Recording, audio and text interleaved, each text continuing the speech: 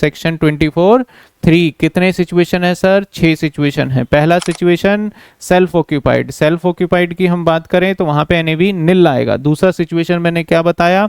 Let out, पूरे साल किराए पे। तो ऐसे सिचुएशन में जब पूरे साल किराए पे होगे तो कैसे कैलकुलेट करोगे?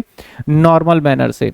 तीसरा सिचुएशन जब आपका घर कुछ टाइम के लिए लेट आउट हो और कुछ टाइम के लिए वेकेंट हो।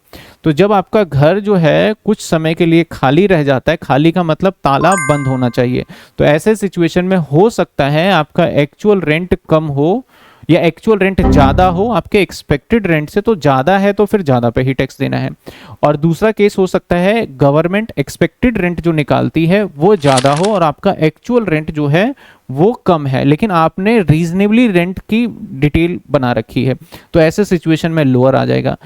तीसरा केस ये हो सकता है कि आपका एक्चुअल रेंट कम है लेकिन जो एक्सपेक्टेड रेंट है वो ज़्यादा है, लेकिन आपका एक्चुअल रेंट रीजनेबली नहीं लग रहा, तब कौन सा लग जाएगा? हमारा हायर लग जाएगा। कई बार कुछ हाउसेस ऐसे होंगे जहां पे आपको पार्ट ऑफ एरिया, मतलब मान लो कि आपके पास एक घर है, उस घर में से आपने 30% 40% एरिया किराए पे दे दिया, बाकी पे खुद रह रहे हो, जैसे पीजी वगैरह ऐसे ही होते हैं।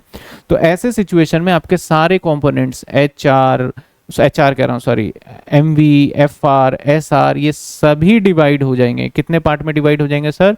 ये सभी के सभी आपके परसेंटेज बेसिस पे डिवाइड होके होगा। लास्ट केस क्या बनता है हमारा? जब 2 से ज्यादा घर हो, मतलब मैं और मेरे पास बहुत सारे घर हैं और मैं सबको किराए पे, किसी को किराए पे ही नहीं लगा रहा, मैं खुद ही रह रहा हूं। तो सरकार बोलती है कोई भी 2 घर मान लो खुद रह रहे हो, बाकी सबको हम मान लेंगे कि किराए पे है और रूल के अकॉर्डिंग आपको इस पे क्या देना पड़ेगा? टैक्स देना पड़ेगा। तो ये पूरा का पूरा हमारा था कौन सा सेक्शन? सेक्शन 23। क्लियर है हर बच्चों को?